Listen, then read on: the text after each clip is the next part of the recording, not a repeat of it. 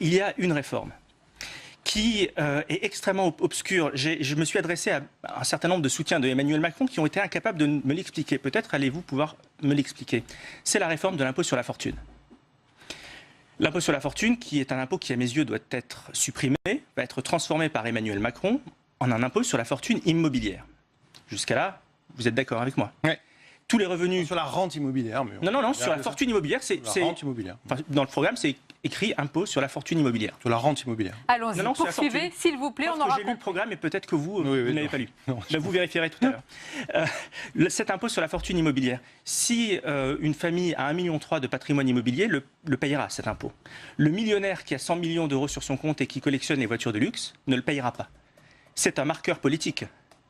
Répondre c'est le sens de ma question. Pourquoi n'a-t-il pas osé supprimer l'impôt sur la fortune? Vous êtes là un peu pour ça. Oui, mais il faut que je puisse. Ah, je crois que vous y arrivez depuis tout à l'heure. Pas de mauvaise foi d'un côté comme de l'autre. Ah non, pas de mauvaise foi. Oui, n'est-ce pas? Alors allez-y. Pas sur ce plateau. Donc je vais répondre sur l'ISF. L'intérêt de cette réforme, c'est de permettre la libération de ce qui finance l'économie. Et ce qui finance l'économie, c'est ce qui va financer les entreprises en tant que telles, donc les biens professionnels, les actions, etc., les fonds d'investissement, etc. Et la spéculation aussi, on est d'accord. Et les fonds, peu importe, ce qui finance l'économie... Non mais excusez-moi, mais quand une entreprise vend en bourse, effectivement, elle jouit aussi pour sa R&D, son investissement, sa communication et son marketing de l'argent de la bourse. Donc l'idée, c'est de se dire, il faut libérer, il faut faire revenir globalement beaucoup de milliards qui sont partis. Pour ça, il faut libérer la pression fiscale qu'il peut y avoir sur cet argent qui va permettre de financer l'économie réelle, voilà. Et donc, il fait ce choix qui est de libérer l'argent qui sert à l'économie et de continuer à imposer la rente immobilière. Juste une question à l'envers. Si l'ISF est un si mauvais impôt que ça, quand François Fillon a été 5 ans Premier ministre, que ne l'a-t-il aboli?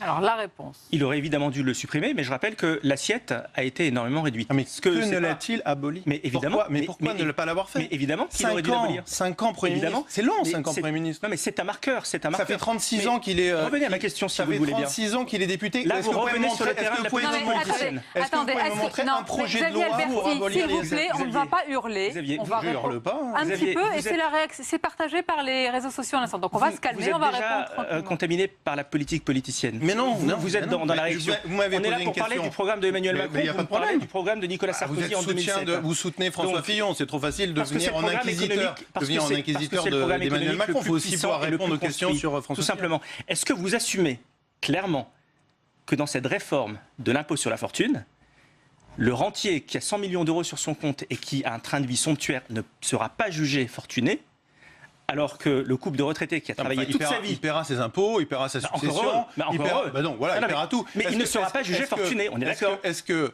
quelqu'un qui a... Je ne suis pas du tout mal à l'aise. Mais c'est intenable. Je suis pas du tout mal à l'aise. Mais c'est intenable. Ah non, c'est pas du tout intenable. Ce qui aurait été tenable pour le candidat que vous défendez, c'est qu'il abolisse cet impôt quand il était au pouvoir. Que ne l'a-t-il fait? Point. Je vous propose...